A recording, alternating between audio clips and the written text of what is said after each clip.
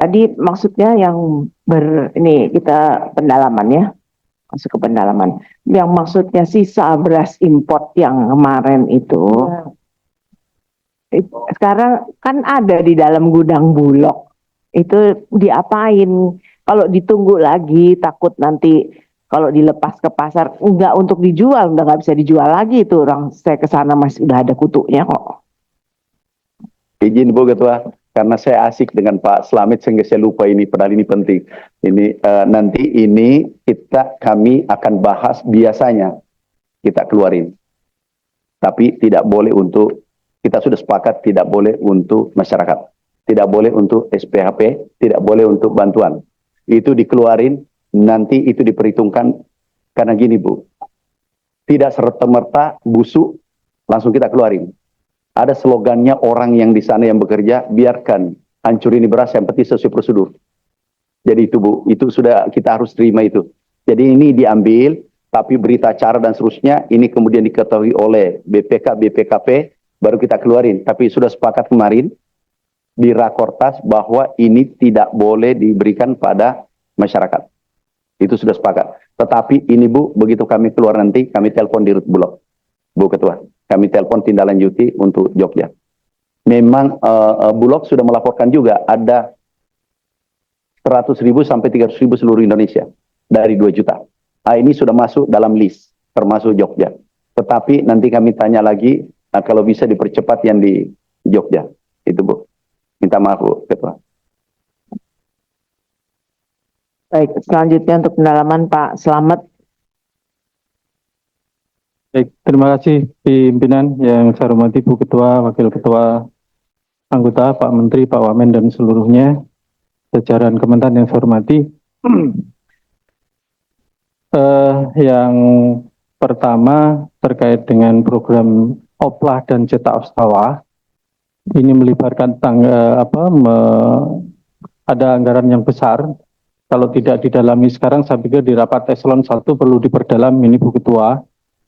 Di catatan saya dari Oplah itu ada 200.000 hektar, di mana tanaman pangan menganggarkan 134 miliar, kemudian juga PSP menganggarkan 1,5 triliun. Kemudian dicetak sawahnya, di catatan saya TP untuk 125.000 hektar, TP menganggarkan PSP-nya 4,4 sekian triliun, ya, sehingga totalnya ini kan gede. Sementara ini kan ada di lahan yang sama, di Cetak Sawah dan Oplah. Sehingga nanti saya ingin mendapatkan penjelasan yang detail di lahan yang sama, anggarannya besar, supaya pengawasan kami jelas bahwa memang ini tepat sasaran dan sesuai dengan target yang sudah dicanangkan oleh Kementerian Pertanian. Jadi karena kami punya hak konstitusional untuk memastikan bahwa memang target tercapai dengan itu. Kemudian terkait dengan Badan Penyuluhan SDM, tadi disinggung oleh Pak Ketua terkait dengan program YES. Program YES kan adanya tidak tahun ini saja. Tahun ini masih dianggarkan 53,7 triliun. Saya ingin mendapatkan miliar. Ya. Saya ingin mendapatkan progres evaluasi program YES di 5 tahun yang kebelakang. Ya. Artinya nanti kita evaluasi, tidak sekedar kemudian ini kita buat, ternyata kemarin hasilnya nggak jelas. Kalau capaian targetnya tidak hanya sekedar orang. Artinya kalau ini ingin menimbulkan wirausaha muda, harusnya kan sudah kelihatan di periode kemarin itu. Ini diprogramkan lagi. Nah nanti kita minta evaluasinya supaya jelas. Yang terakhir saya nanya terkait dengan vaksin penanganan PMK Pak. Itu untuk bebas vaksin kita nggak bisa kemudian anggaran yang, mohon maaf Pak Menteri, kita menyelesaikan PMK sudah menjadi target. Bebas PMK itu tidak bisa disiapin anggaran 100 triliun kalau mohon maaf 100 miliar kalau kemudian ada anggaran baru kita pakai, enggak. Tetapi vaksin yang dilakukan bertahap booster sehingga pada tahapan berapa, itu yang nanti akan kita bisa bebas vaksin. Ini dirjennya kan dokter hewan juga. Ya mohon. Nah, saya ingin ini penyimpanannya di mana? 100 miliar ini untuk seperti apa? Vaksinnya seperti apa? Kan nggak bisa kan Pak Dirjen, kita nggak bisa nanti kalau PMK nggak bisa kita nunggu wabah. Kalau targetnya kita bebas PMK kan begitu kan? Nah saya ingin mendapatkan gambaran kalau tidak di sini nanti kita elaborasi di rapat eselon 1 karena tadi nggak bisa 100 miliar kita siapin saat wabah. Nanti nggak akan selesai kita nggak akan sampai menuju pada bebas PMK karena ini harus lakukan vaksin booster terus sampai pada titik nol. Itu Ibu Ketua yang bisa saya sampaikan. Terima kasih atas kesempatannya. Assalamualaikum warahmatullahi wabarakatuh. Terakhir tadi data yang nanti kita minta, yang tadi kita sampaikan. Terima kasih. Baik, selanjutnya Pak Dadang dari Golkar. Pak Dadang sholat. Lanjut Pak Agus Ambojiwa dari PDIP.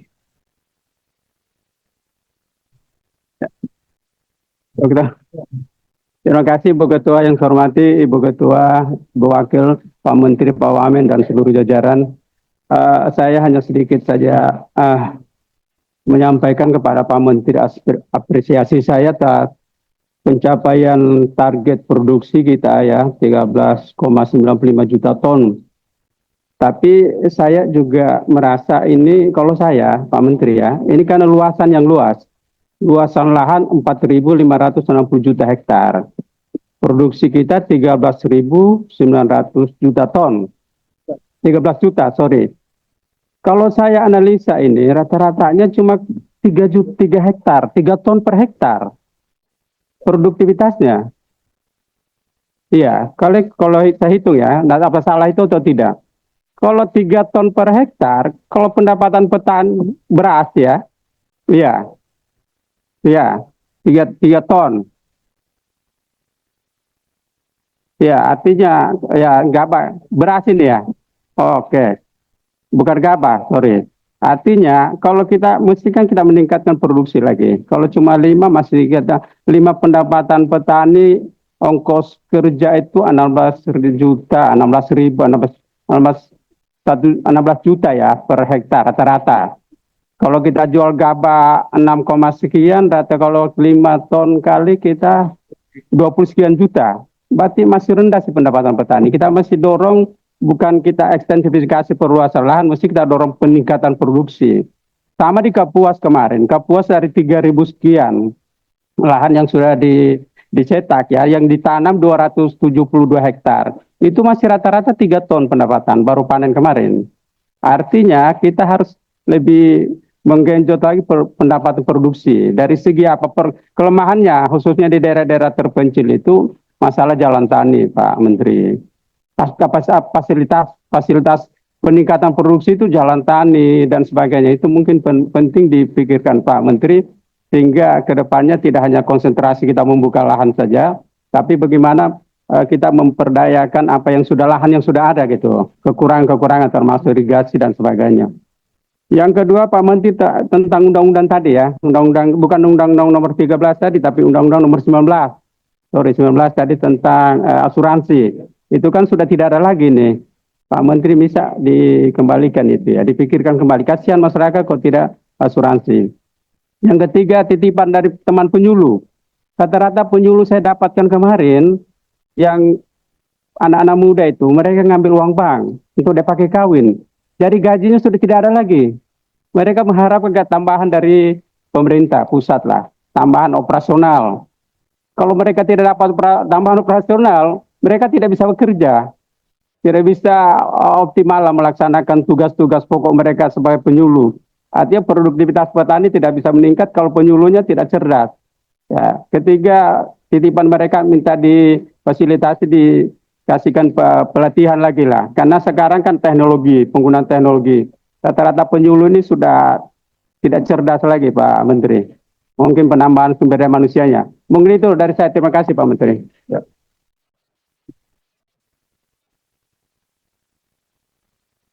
Selanjutnya Pak Adrianus.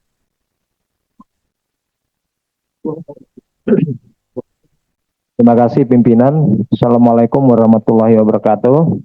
Selamat sore, salam sejahtera untuk kita semua.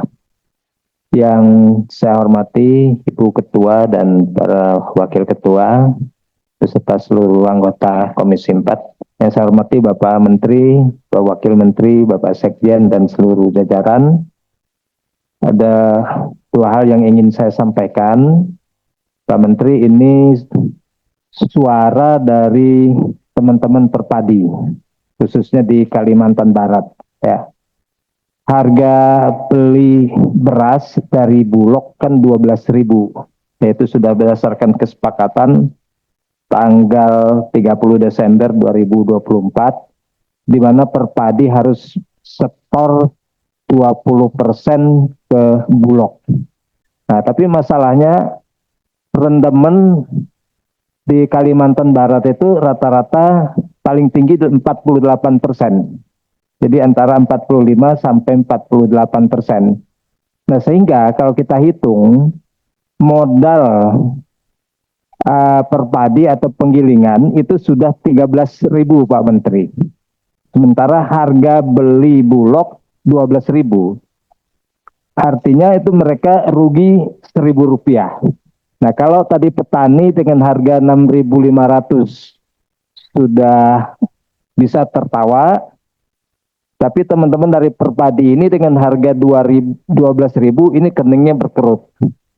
Karena nggak nutup biayanya dengan rendemen yang rata-rata tadi 45 sampai paling tinggi 48%. Itu yang pertama. Kemudian yang kedua, di halaman 10, pemaparan Bapak Menteri ini lampiran komitmen bersama serap gabah dan atau beras dalam mendukung swasembada pangan di nomor urut 20 ya, Kalimantan Barat.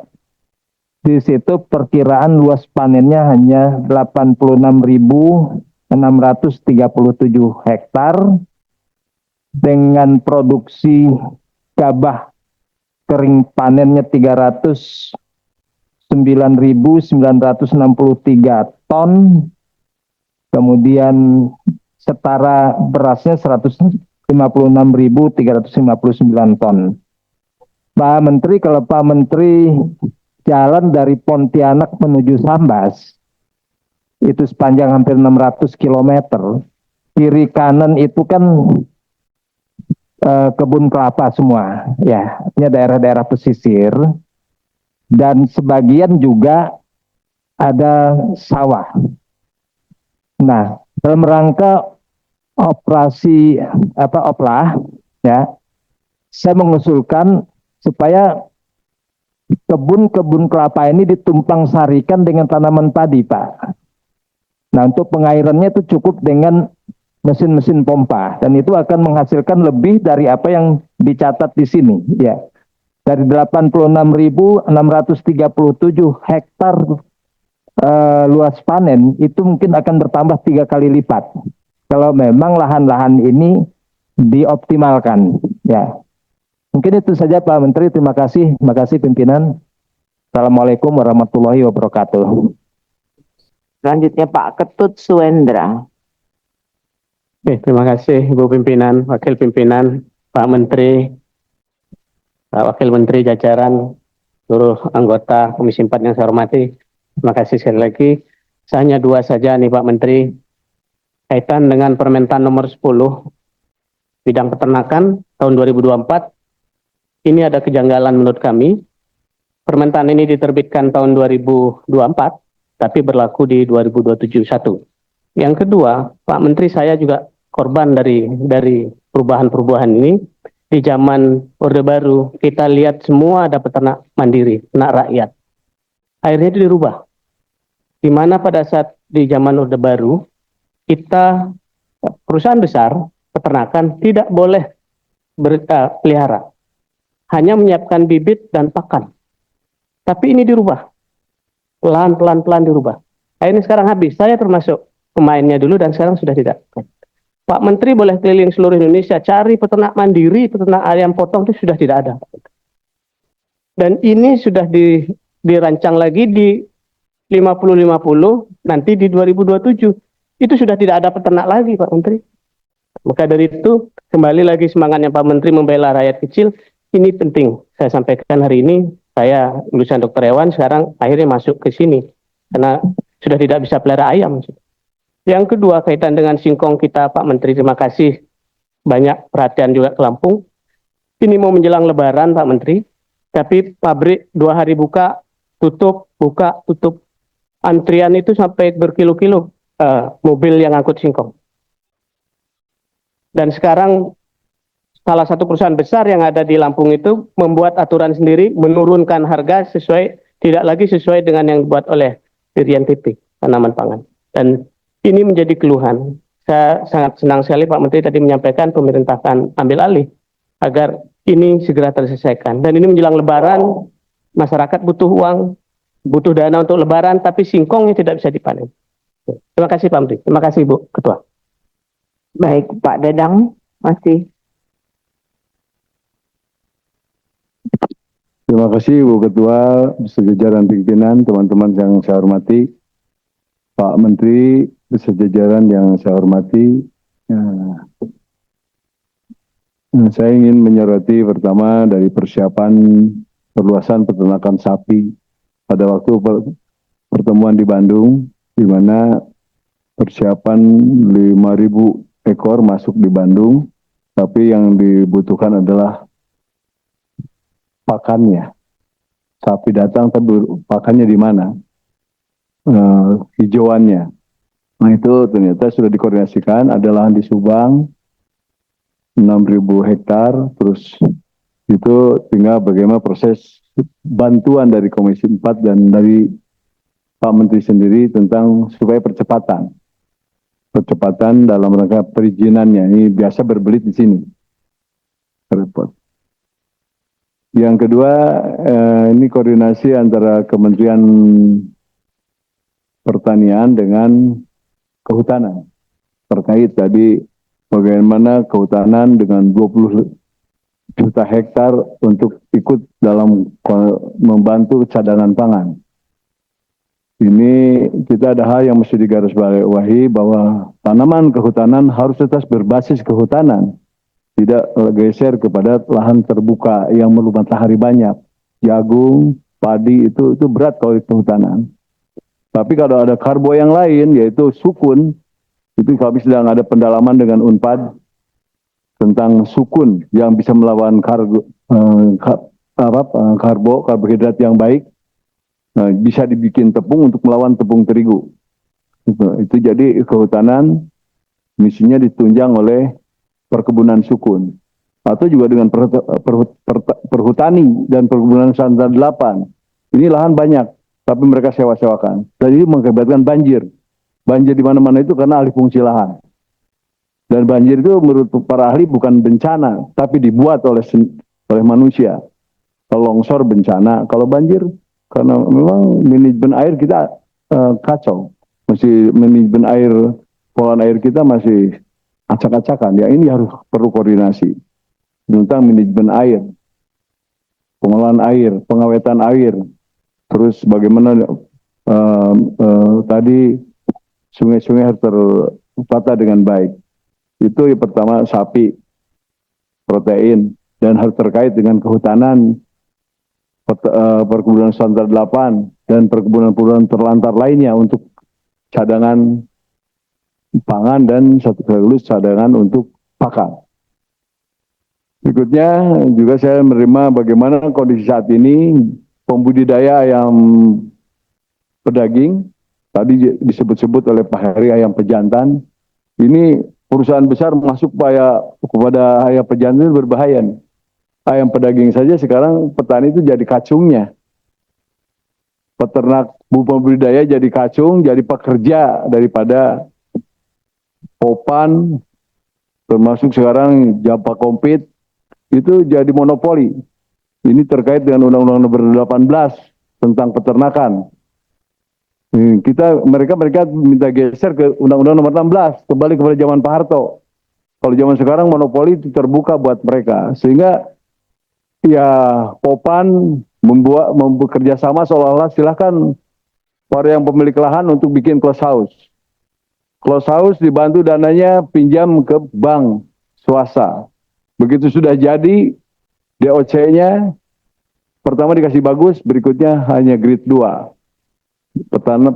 Petani rugi. Akhirnya diambil alih, kandangnya dipegang, disewa sama Popang. Petaninya jadi pekerja. Nah mestinya pengusaha besar itu dia bekerja di hulu, jangan sampai ke hilir. Dia hanya penyiap DOC, dia hanya menyiapkan pakan, atau dia punya peternakan sendiri yang hasilnya produksi untuk ekspor, itu boleh. Tapi kalau bersaing ke pasar lokal, hancurlah para peternak kita. Sekarang masuk lagi ayam pejantan. Ini bagaimana nanti Indonesia? Nasib petani kita, peternak kita. Kalau pengusaha besar jadi monopoli, menguasai pasar lokal, kita pasti tersisih dan jadi kacung. Harapan dari para peternak, mohon bagaimana penataan ulang dari sejak undang-undangnya. Saya kira itu dari saya. Terima kasih Bu Pimpinan. Wassalamualaikum warahmatullahi wabarakatuh. Baik, lanjut Pak Rajiv. Terima kasih Ibu Pimpinan, Pak Menteri dan Pak Wamen yang saya hormati sama teman-teman Komisi 4. Ini saya mau menyampaikan aspirasi aja, apalagi Pak Wamen kan pengawas di Bulog. Di pasar induk Cipinang ini masalahnya tak selesai-selesai, Pak Menteri. Mungkin bisa dari Kementerian Pertanian dan Pak Wamen untuk mendorong Bulog agar para pedagang di sana yang tidak gabung di organisasi perpadi ini bisa mendapatkan juga beras dari Bulog. Karena yang terjadi hari ini justru koperasi di pasar induk Cipinang ini nggak bisa mendapatkan beras Bulog karena dimonopoli oleh beberapa oknum di sana. Mungkin saya menyarankan untuk Pak Menteri menugaskan Pak Dirjen dan Pak Wamen kan bagian dari pengawas di Bulog untuk mendorong para dirjen dan pejabat terkait untuk turun ke pasar induk Cipinang melihat monopoli beras Bulog yang ada di sana. Yang rapat yang lalu kan kita mengupas banyak mafia beras yang menukar beras Bulog ke beras premium. Ternyata masalah copotnya di rut Bulog ini belum tuntas juga Pak di lapangan. Mungkin itu aja Pak Menteri, Pak Wamen. Terima kasih pimpinan.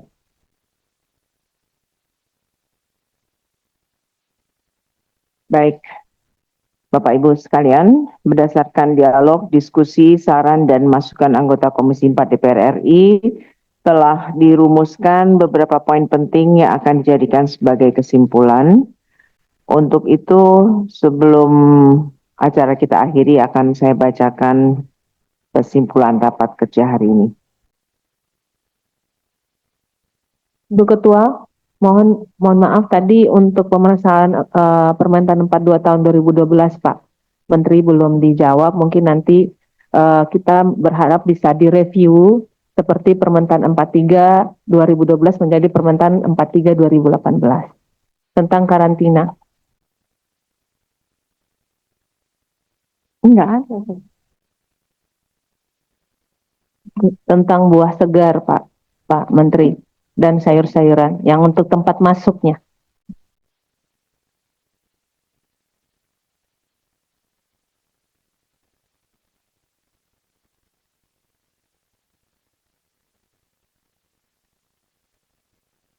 Izin Bu Ketua, bisa 1 menit?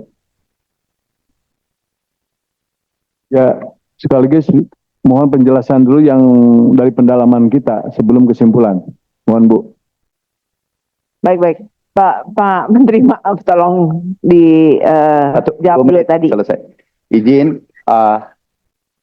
yang masalah Bu Alin mungkin kita diskusi itu strategi negara. Kalau masuk di sini karena kami yang ambil keputusan itu dulu 7 tahun yang lalu. Kalau masuk di sini direct itu Lampung itu petaninya menjerit semua. Tidak mungkin dia kompetisi dengan negara lain. Dan ada maksud kami bahas di ratas waktu itu dan sidang kabinet kami dimusuhi dan begitu kami jelaskan dia bilang iya benar. Ini menyelamatkan petani kita. Tapi untuk detail nanti Bu Alin kami jelasin. Kemudian Yang peraturan tadi Pak, kami ikut pada Bapak. Kami ikut pada Bapak, Pak Dirjen, perhatikan, ikuti Komisi 4 dan rakyat. Jangan berlakukan itu 2027. Ikuti peternak kecil. Kalau perlu undang apa? Kemarin kami pertemukan, jujur, kami beritahu yang besar jangan banyak bicara, apa teriakan yang kecil. Seperti kemarin susu sapi itu berteriak, mandi susu, kami selesaikan hanya 1 jam. Nah ini Pak Menteri jangan diberlakukan. Kan kami yang tanda tangan. Jangan dorong ke kami sebelum ada pendalaman dari Bapak, tertulis tolong dikirim, nah kami beresin. Yang ketiga, Pak Dirjen turun di Lampung besok. Sebenarnya sudah jalan 22, tapi kami ingin yakin biar Pak Dirjen turun Pak, kalau bisa Bapak izin, kalau bisa Bapak ikut seperti kemarin waktu kita turun. Yang lain, apa bisa kami jawab lagi satu yang harga beras tadi Pak? Maaf, kalau kita dengar mereka saja, dalam harga 12.000 itu uang pemerintah itu 9.000. Subsidi kita 149 triliun.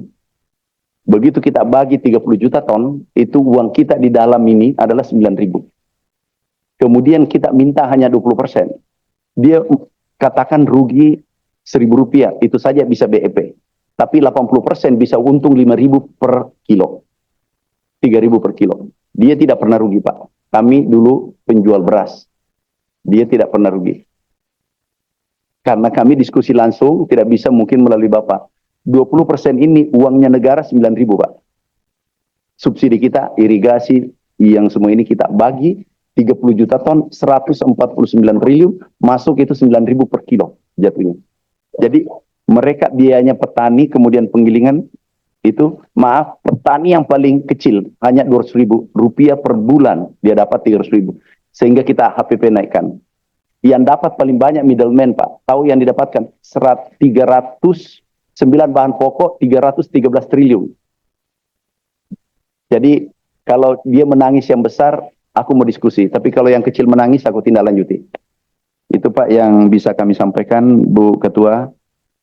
Tulbar memang mungkin agak mahal di sana penyuluh nikah karena mahalnya mahal.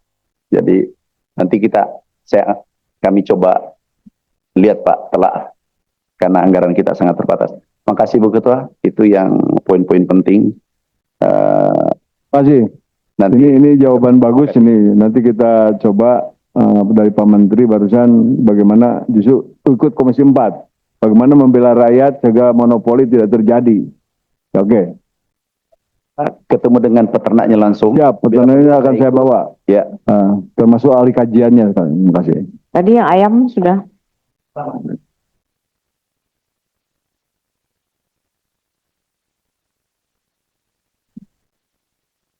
Baik, ada lagi? Masih ada lagi? Ada Bu, Cukup. ada Bu.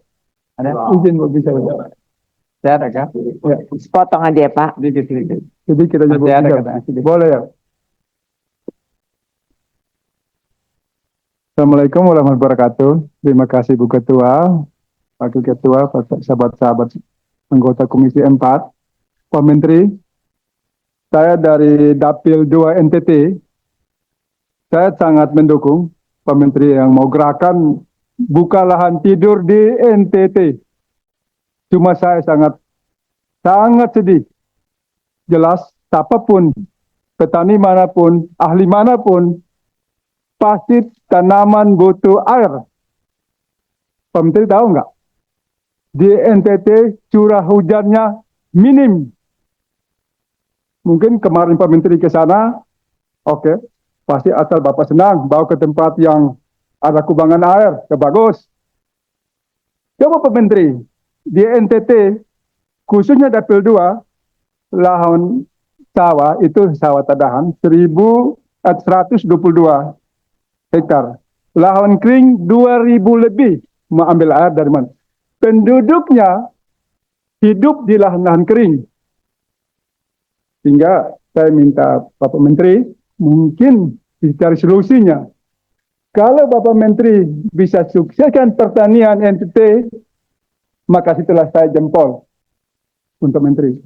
Karena kenapa? Pertanian berarti tanaman butuh pertama air, lahan, pupuk, alutsista masalah kedua. Bibit. Tapi kalau tidak ada air, mau pakai apa Pak Menteri? Pakai air laut? Tidak mungkin. Saya lahir besar di NTT Pak Menteri. Saya tahu persis. Saya dari kecil suka bertani. Sehingga saya lihat gerakan Pak Menteri, saya sangat mendukung. Contoh, Pak Menteri ada bilang sumur pompa, pompa air. Mau pompa apaan Pak Menteri? Musim hujan kan tidak mungkin dipompa.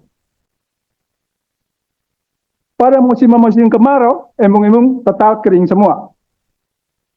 Ini saya ngomong fakta karena saya waktu caleg Pak Menteri masuk kampung desa per desa, tata persis keadaannya.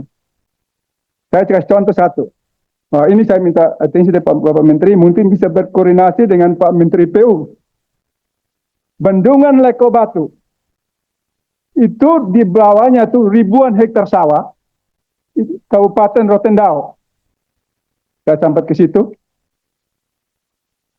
Bupati pun sudah bersurat 10 tahun, tidak dihiraukan oleh Balai, oleh Kementerian PU. Di situ ribuan hektar. Rote adalah bagian dari NKRI. Masyarakatnya sekitar 90% petani. Daerah kelahiran saya, desa persis keadaannya. Nah, orang mau bertani, airnya di mana? Tempat saya dari dapil, saya ketemu kepala balai. Pak Kepala Balai, tolong, saya minta rapat. Masa 10 tahun bupati pun tidak dihiraukan, masyarakat sampaikan pun tidak dihiraukan. Mulai kesempatan ini, saya minta bantuan Bapak Menteri, embung-embung Leko Batu, skala prioritas, ribuan hektar sawah, sehingga Pak Menteri katakan swasembada pangan. Apa saya dalam hati, apa yang mau swasembada dari NTT? Daerah Jawa oke, Kalimantan oke, Sulawesi oke, NTT. Karena curah hujan Pak Menteri di sana, mohon izin Ibu Ketua, Desember, kadang-kadang 1 minggu hujan, stop. Januari hujan, 1 minggu, stop. Panas terus. Nah, sehingga Pak Menteri mungkin ada Pak Dirjen yang punya keahlian semua, mungkin bisa turun khusus untuk cara gimana mendeteksi. Karena NTT itu, dia per kabupaten beda kultur tanahnya. Contoh TTS, Pak Menteri. 90% petani. Cari airnya jarak 3 kilo. Ini Pak Menteri, apa yang mau swasembada pangan kalau polanya seperti ini? Sehingga saya minta kalau Pak Menteri ke NTT, kalau diajak Pak Menteri ke tempat ada air, Pak Menteri tolak. Cari ke daerah pedalaman, Pak Menteri akan ketemukan. 100% NTT Pak Menteri. Contoh Pak Menteri bilang membuka lahan di Bendungan Reknamo. Nanti Pak Menteri pergi di bulan Juni-Juli. Ada air enggak? Sehingga saya saran Pak Menteri, mungkin saya pernah statement berapa kali, di NTT mau sukses pertanian, buatlah sumur bor. Satu cara, kalau sumur bornya, macam di sini Pak Menteri, ini 1 hektar lahan pertanian.